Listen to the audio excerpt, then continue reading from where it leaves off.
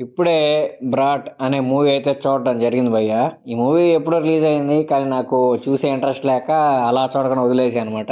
ఇప్పుడు మధ్యాహ్నం బోర్ కొడితే సర్లే ఒకసారి చూద్దాం మూవీ ఎలా ఉంటదని చెప్పి అలా మూవీ చూస్తా ఉన్నాననమాట. బేసిక్‌గా ఇదొక కన్నడ మూవీ అనమాట. తెలుగులో అయితే డబ్ చేసి మూవీ అయితే రిలీజ్ చేశారనమాట ఓటీటీ ప్లాట్‌ఫామ్‌లో. నేను కన్నడ మూవీ కదా! ఎలా ఉంటదేమో మొన్నే ఒక మూవీకి బలైపోయాము. ఇది కూడా బలైపోతామేమో అని అలా స్టార్ట్ చేశాననమాట. సర్లే పర్లేదు బలైతే అయ్యాంలే మంచి మూవీ చూస్తే మనం మంచిగా సాటిస్ఫై అవుతాం కదా అన్న ఒక చిన్న థాట్‌తో అయితే అలా స్టార్ట్ చేశాననమాట.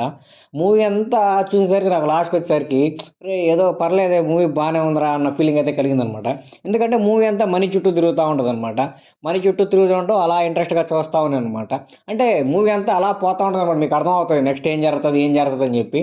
మనం ఆలోచిస్తా ఉంటాం అనమాట. ఎక్కడో ఒక చోట పడతాడేమోరా! పడితే ఎలా ఉంటదిరా అది ఇది అని చెప్పి.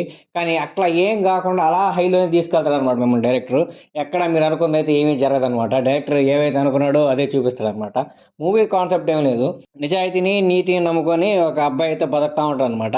అలా బతికే అబ్బాయి సడెన్‌గా ఒకసారిగా చేంజ్ అయితే, ఆ డ్రాస్టిక్ చేంజ్ అనేది తన లైఫ్‌ని ఎలా ఇంపాక్ట్ చేసింది, వాళ్ళ ఫ్యామిలీని ఎలా ఇంపాక్ట్ చేసింది, ఆ మనీ తనకి ఎలా వచ్చింది మనీ అనేది మూవీలో అయితే అలా చూపిచ్చారనమాట.